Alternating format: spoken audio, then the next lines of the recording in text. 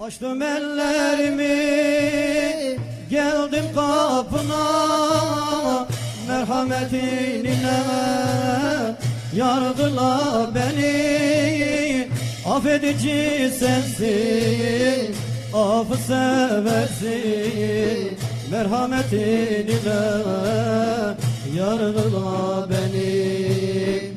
Affedici sensin, affı seversin, merhametin ile yargıla beni.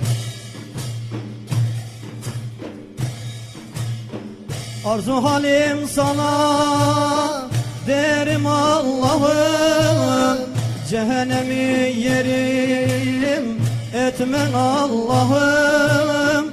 Arzu halim sana derim Allah'ım, cehennemi yerim etmem Allah'ım.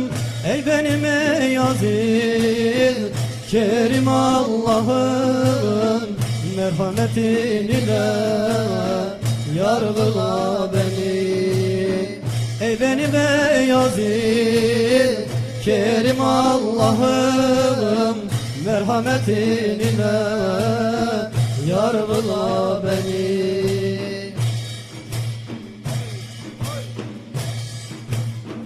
Aciz kulun sana ellerin açar, dermansız dertlere eyleme düşer.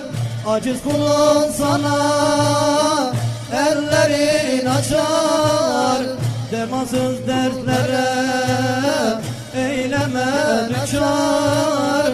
Bu nefsin elinde kalmışım naçar, merhametin ile yargıla beni. Bu nefsin elinde kalmışım naçar, merhametin ile yargıla beni. Sana gider doğru yol varır, ancak sana gider doğru kul varır. Sana gider doğru yol varır, ancak sana gider doğru kul varır. Aciz meçhul kulun sana yalvarır, merhametin ile yargıla beni. Aciz meçhul kulun sana yalvarır, merhametin ile yargıla